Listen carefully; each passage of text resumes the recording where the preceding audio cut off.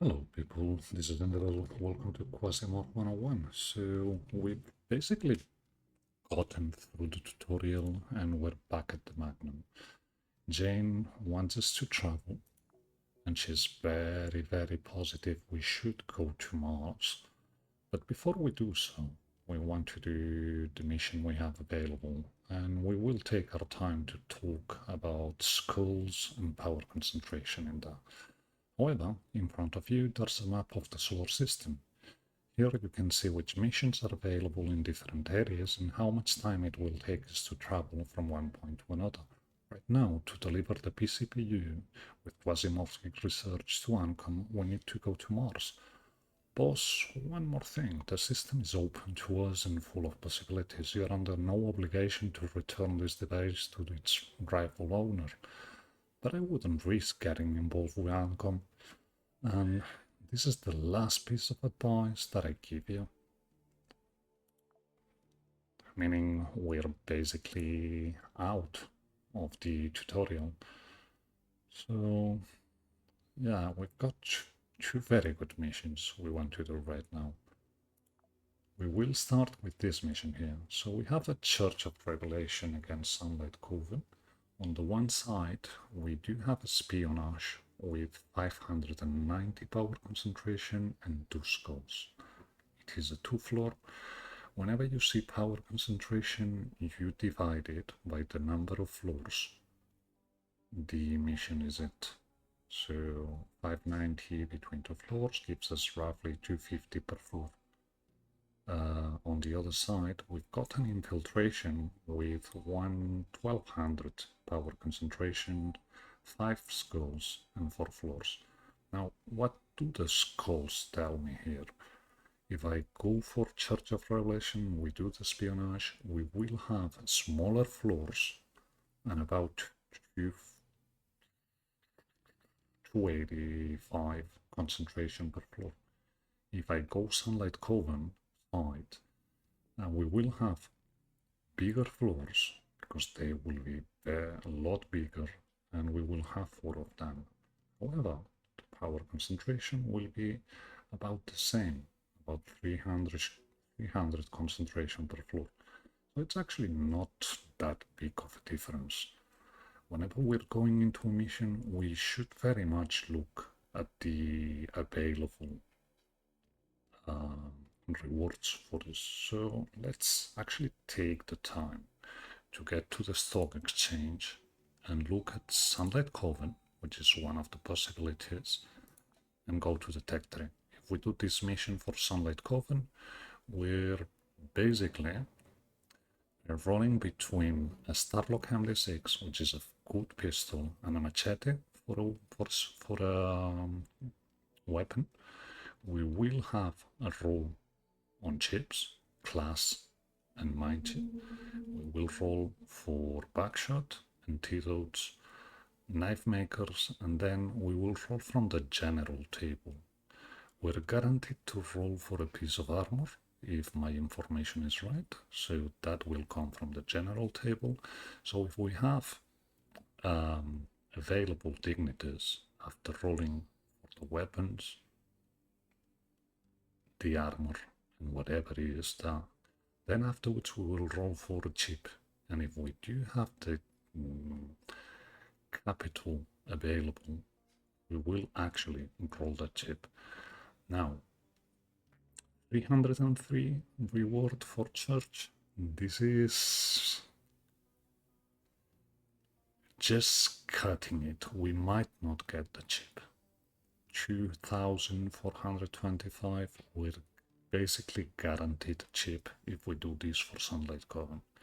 However, in the spirit of making this quicker, we will not do the mission for Sunlight Coven as it would take 4 floors. It would be quite a long one. So we will take the espionage. There's basically other considerations to take. If we do the infiltration, we would have a boosted timeline. So we would have, basically, we could see people sporting even tier 4 stuff if we did the infiltration. This is quite scary at the beginning. However, it can also be good, because you have access to stuff you wouldn't have otherwise. If we go for Church, going against Sunlight Coven, we will basically roll at the Jeff Hammer, we will roll at the Genetic Armor, we will roll for the Geoscanner. So you can see there's actually not very much left after that. We're basically having 150 and 216 subtracted from the reward. Then afterwards we have to roll for the armor, we have to roll for ammo and food. We might get the chip, but in all honesty, in my experience, I would say we're not guaranteed the class chip. Getting a class chip though is one of my priorities, so let us get out here and get in here. Another important fact to bear in mind when you're starting a save is that if you're doing a normal save, you basically have one thing enabled, which is called difficulty curve. Difficulty curve will actually make your first 10 missions way easier than they should be. You will have less power concentration per floor, you will have less enemies, it basically will be way easier. That's why people actually start a save, start doing missions, and then they go on their 11th mission and wonder what has happened all of a sudden, why the station feels a lot fuller, why there's more enemies, why they keep dying. That's basically it. So let's do this quick. We could go with easy in this one. Do we actually have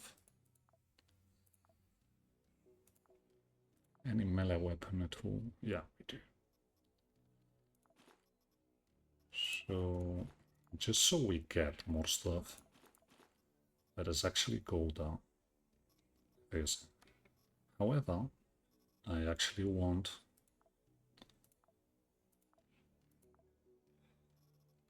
my Hydra.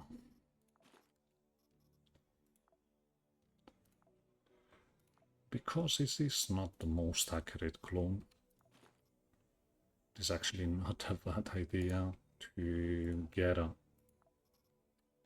something that will hit.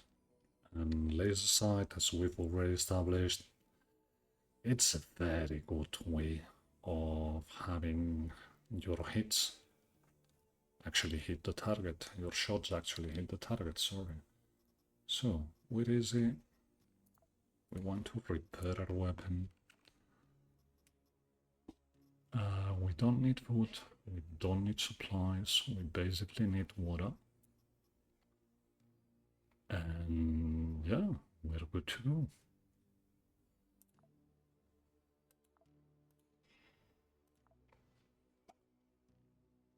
This is espionage, we have to get to the target floor, and once we're there, we will have to actually get a prototype.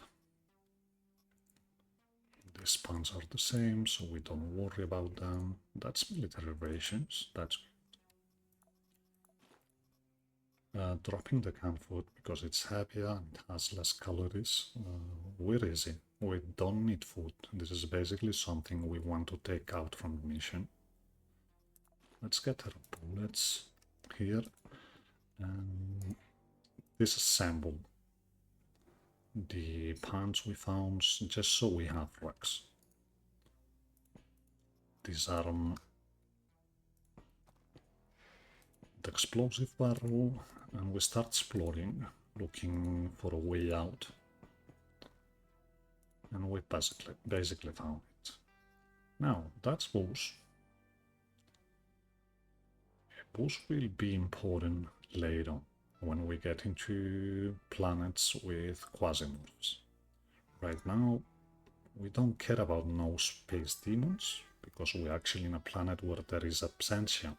And absentia means you really don't have to worry about Quasimorphs because there will be none. We've heard the door.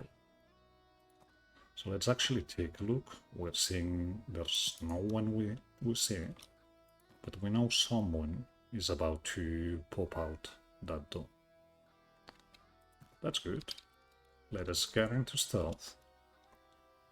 We see we have no one near. So we break line of sight. We get back into move. They open the door. And we get into easy mode. Okay. That's easy, missing 2 straight hits for you. But she dodged. So let's go to 95. The other guy actually didn't see us. So with basically against melee guys.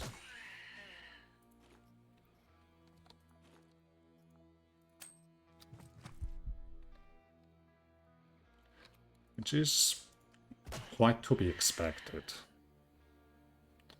You're a one move, so we step back, step up, and we kill you. We're missing a lot because we're going in with easy, and our knife fight is still not leveled up. Once we get knife fight better and we get athletics better, well, we're gonna hit a lot more consistently when it comes to melee. Let's start with the party. I mean, with easy, we want meat.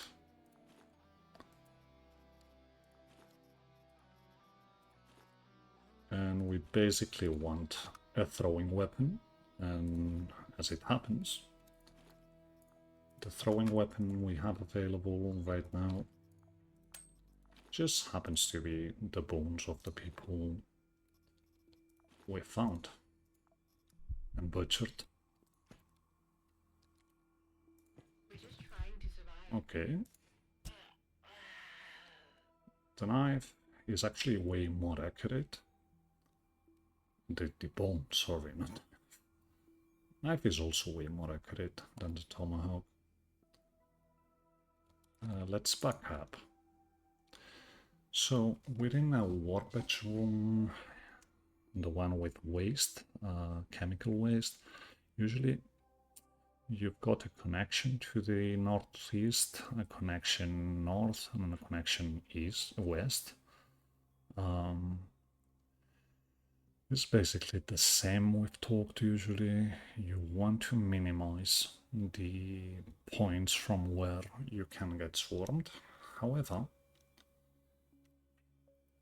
the northwest and west make it difficult to do so. Let's get back into stealth for a second so that we can see that we have no one in our near vicinity. Actually swap the bone. Bones are very fragile. You basically don't want to use a bone for a lot of time. Okay, we're seeing you. Let's get back into normal mode. Open this door. And break line of sight. Again, we break line of sight. And we wait for you to come to us. This is actually a change from previous iterations of this game. Usually you wouldn't be able to see him. So just for the purposes of testing, I actually don't dare do this in unfair. But let's wait and see if he actually moves. If he's trying to shoot us, he just won't be able to. And yeah, he moved all right. And then we do what easy does best.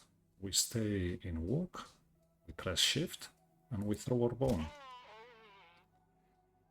That was actually a 70 damage throw we made here. Now, I've thrown my weapon, so I get the knife in the throwing slot. I get back into stealth just to see if there's somebody here I should be worried about. I see no one. We keep going. We have 2 weapons, and we see that the hawk is actually less accurate than the claw, which we already experienced. I mean, we missed our first 2 attacks with this here, which is not something you're gonna be seeing a lot. I mean, this basically happened because she was fresh and a rookie. This is medical glue. It's good to make a better medical component, but it's not the best to treat wounds. Actually, it doesn't give much over a rack, and it just is difficult to find. So it's actually good for shock and poison, but we're not gonna find shock and poison in this mission. So we see a connection north, we see a connection south. So we have to make a choice. So basically move down. We're actually seeing north. There's no one there. We keep moving.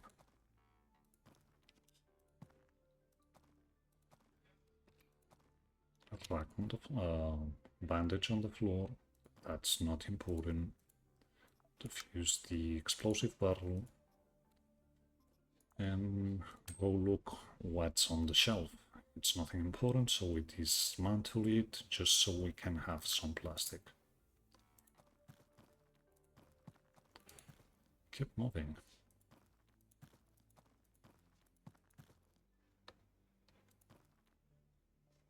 Not seeing anyone.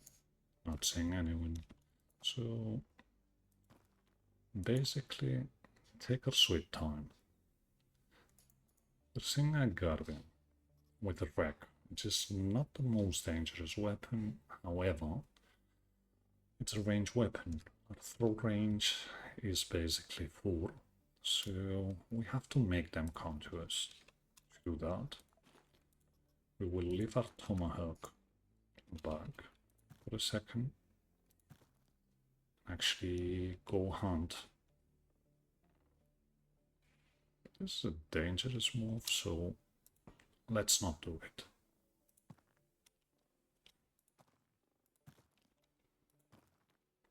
Okay, we got 2 people with 2 moves. What this tells me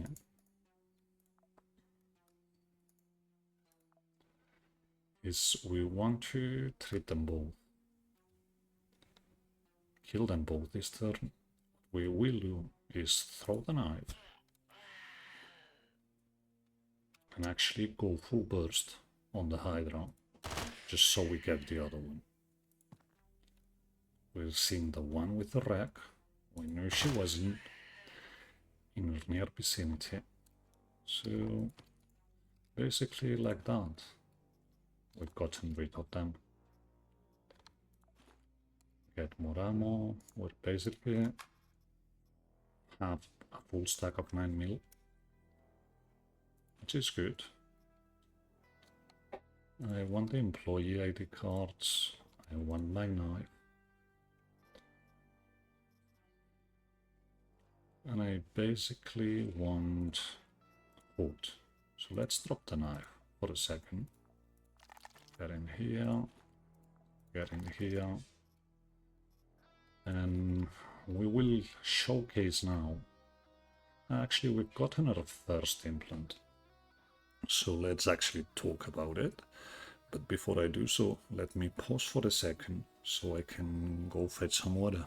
It will be immediate for you. You'll just notice a switch, a jump in the music, but I'll just be right back.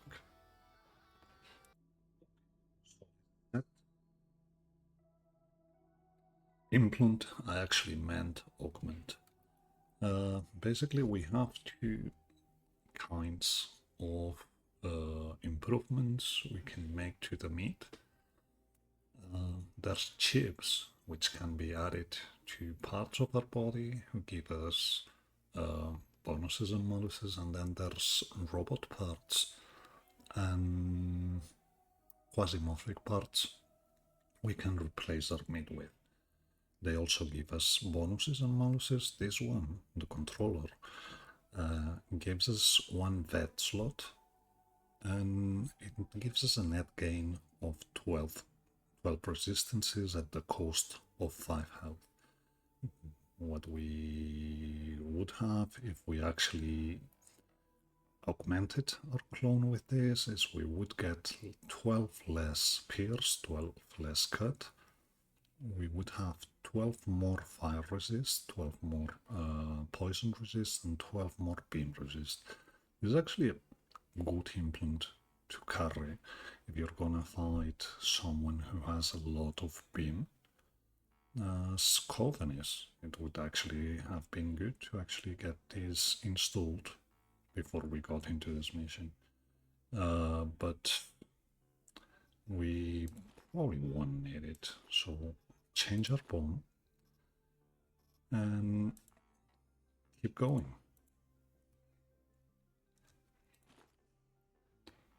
We're seeing that no one has really any armor at all. We will get the Greyhound just because it gives us a bit more blunt resist, but that's it. Open line of sight. Now, there is one important consideration to make here. That is that Izzy actually doesn't have the best line of sight. She's a Vision 7 clone, which is not the worst right now. Our clones having improved their vision by 1 tile. Just by default, it's not that we've done anything at all with the game.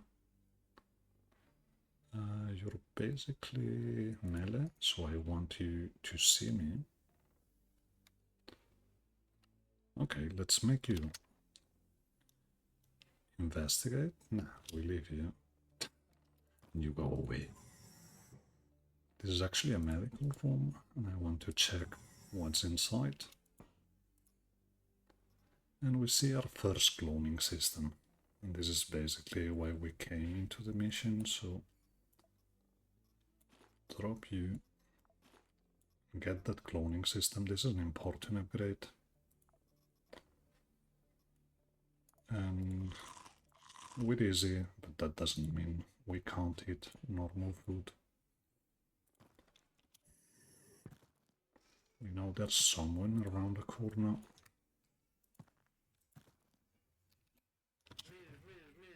And that's why we didn't move any further. So, basically, what we want to do here is just go into series of stabs, because we will have a 105% accuracy, and we have 2 times to actually kill them. You see our knife fight has leveled up. Now we have a 5% more chance to hit our melee strikes, which is good. And let us repair our tomahawk and use it to get more bones. We've forgotten our knife, but we will get to it in a second, because it actually looks like we're on a dead end here. And yeah, this is basically a dead end on the level, so we turn back.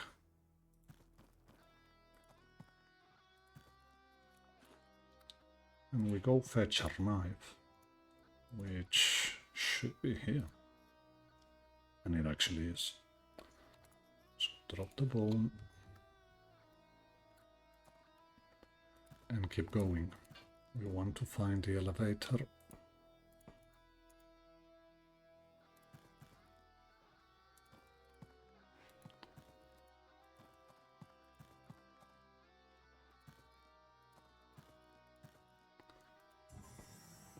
And we basically found it. If this was any other mission kind, we could have other objectives, but here we just have to get to floor 2. So that's what we do.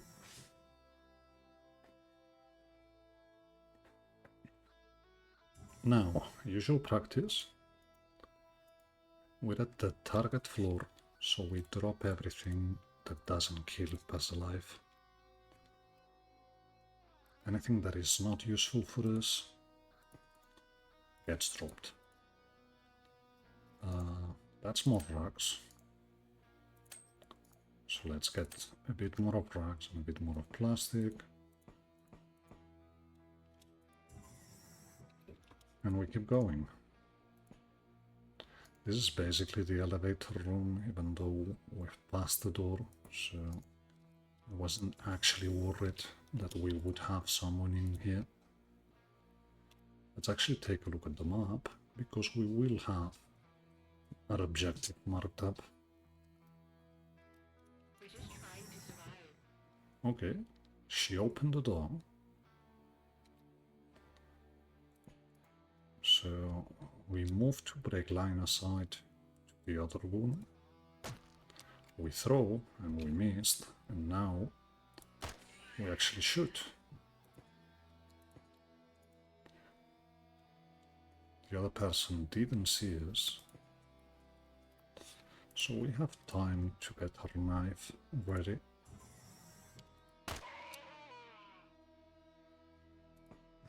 Oops, that was a mistake, but it's okay. And that's the beauty of going light. We've actually dodged.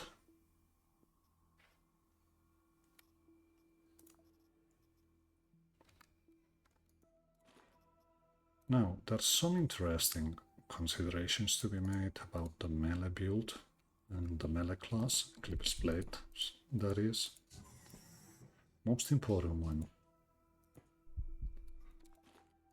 being that we actually have a thing at our disposal named Carnage. Carnage, whenever we kill someone with melee, we get a boost to our damage. That makes our knife go way higher. There's another interaction, which is also very interesting, another class perk called Cannibalism. And when we go cannibal, when we eat meat, our melee damage is also going to increase, bringing the damage from a simple army knife, claw, to a respectable 49 to 66. So bear that in mind, and we will use it when we face tougher enemies. This looks like a dead end to me.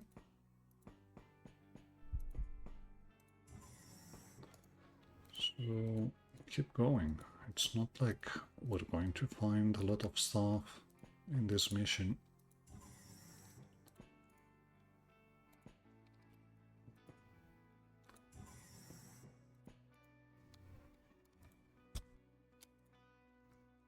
These boxes are destructible, and there can be stuff in them.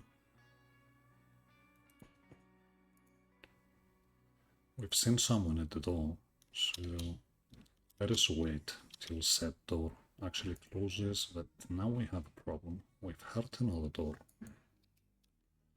Let's go stealth and see that we have no one coming towards us. I want to sprint here, just so I can get to the door and open it, because this is what I was afraid of. So we break line of sight, and we see that this side of the door is even worse. So what we will do now is actually kill you and step back. We get shot, but it was a back shot and it was not that important. What we want to do now is keep sprinting, get you, and get you. We have someone chasing us. This is going to boost athletics. It's training material, so we very much want to take it and use it. We're running out of bullets, but we don't know if there's other people around. So, okay. That sounded dangerous. Someone's trying to break a glass, which means we have somebody coming. Don't know where, but they're around.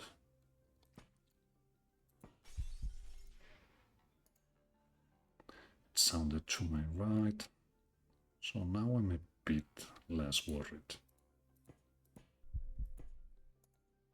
See that there's nothing else in this room.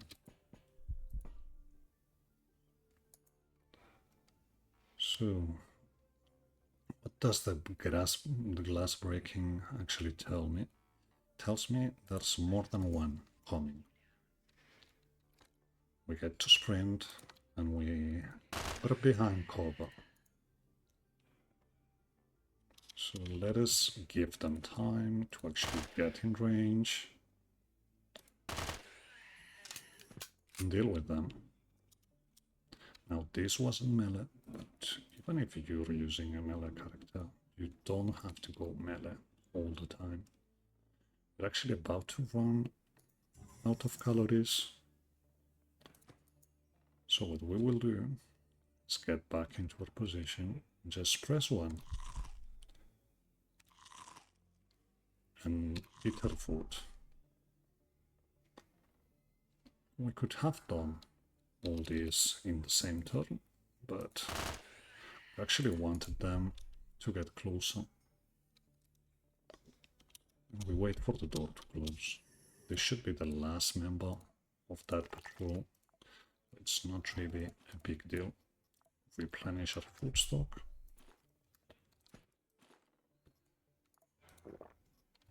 And we keep going.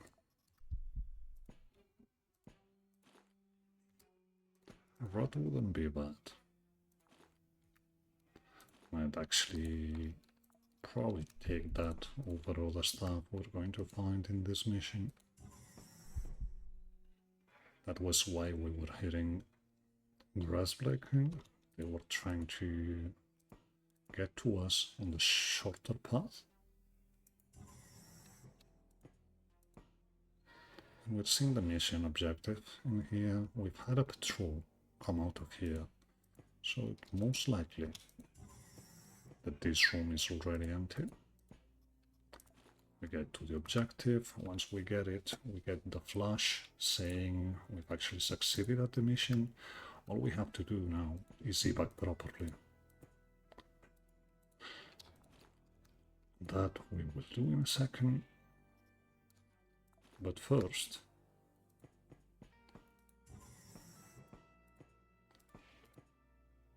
we will keep exploring for a bit.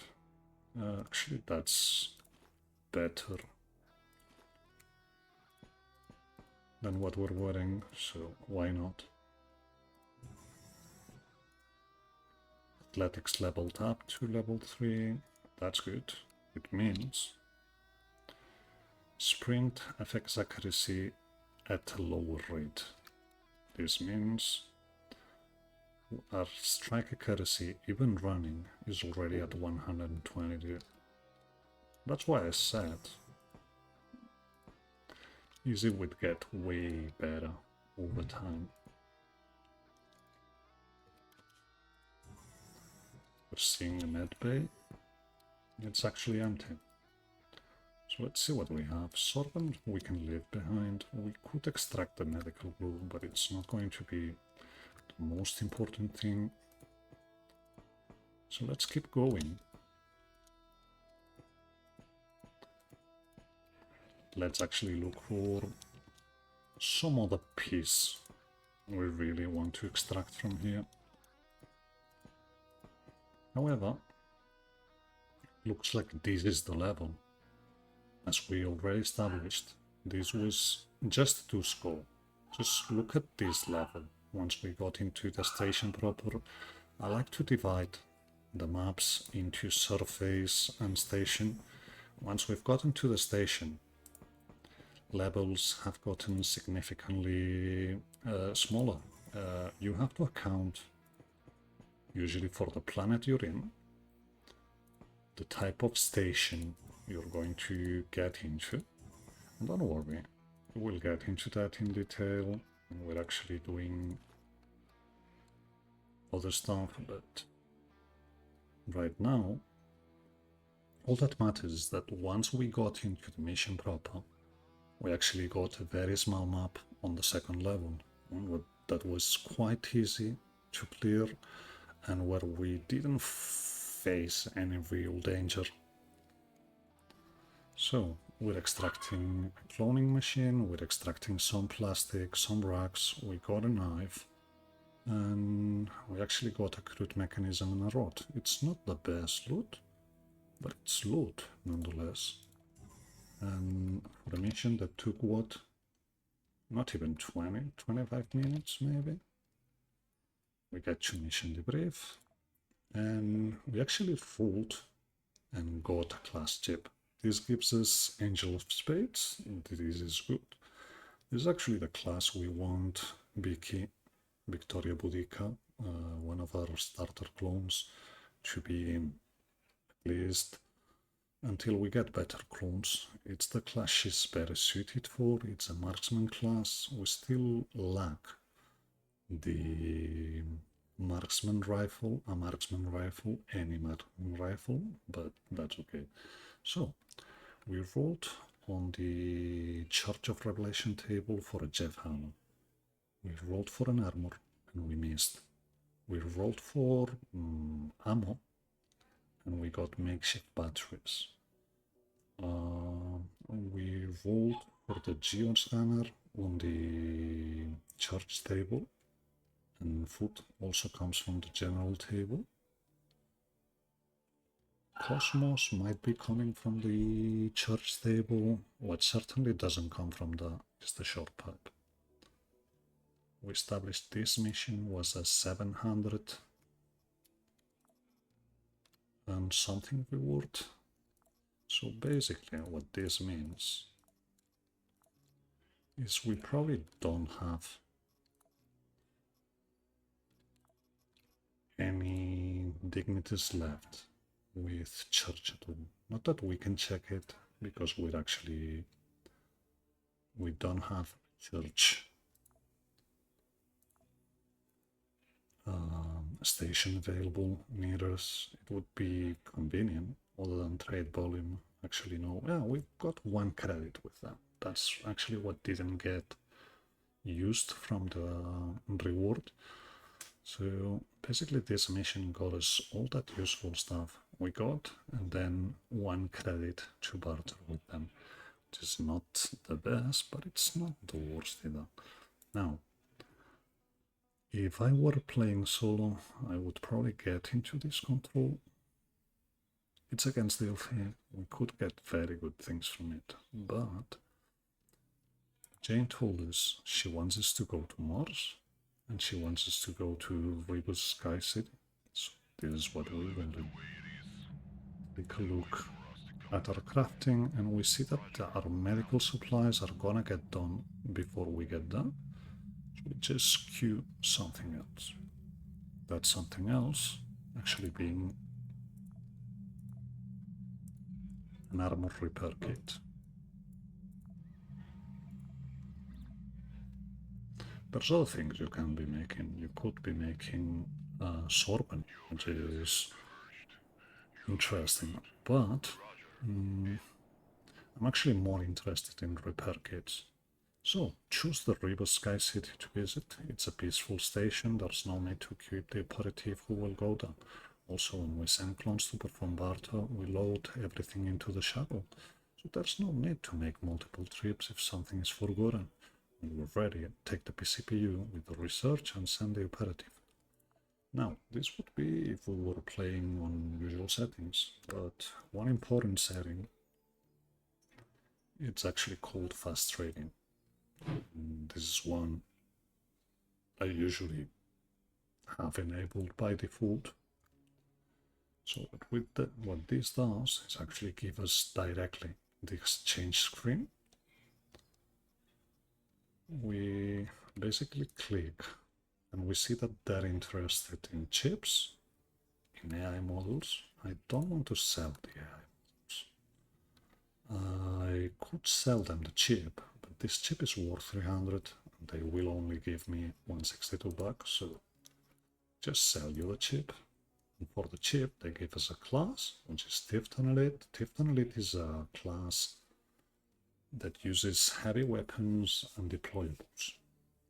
It's also a good class if you know how to use it. Most people basically use Scout of Hades and just never move out of that. We will try and showcase the different uses for all the classes here. So we've gotten Shadow Pattern, which is a very light armor. This is ideal for Izzy, so we will keep that in mind when sending her in. Now, I could go over each of the things they've given me and just control left click to get them there, or I could just click the arrow and I would get everything there.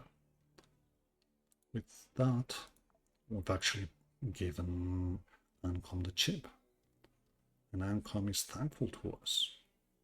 So they tell us down the line, we will give us some special mission. Jane tells us she can stand them, blah blah blah. We and Frank are better, but there's Quasimorphs around. So what should we do? Anyway. So we've basically talked about power concentration, skulls,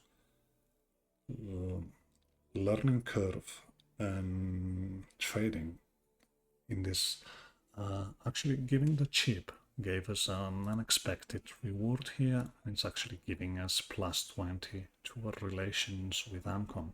Ancom say they're waiting, but that means we should wait for the next step in their story missions. The chain for Ancom actually starts. So this is good. Delivering the chip also makes it so that Tesla SBN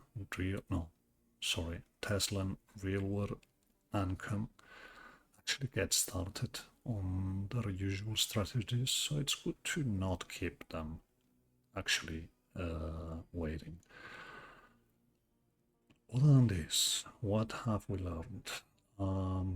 Class improving is actually paramount to getting our clones to be a lot better. We saw when we got in with Hizzy, even though she has a good melee accuracy at 55, she wasn't hitting at all. She had like 100 accuracy tops with the claw. Now, just by getting her into a mission, we see that her strike accuracy has gone up to 135, and we've also leveled up her athletics. So whenever she's sprinting, she's going to be a lot more accurate with her weapon.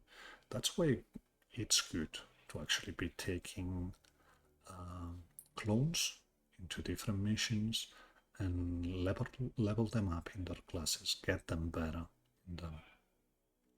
So, once we come back on the next chapter, we will talk about the different corporations and Quasimorph factions and other factions, and probably, just because for the sake of it, we will take this defense against civil resistance, so we can talk about defenses, which is one of the different mission types we have.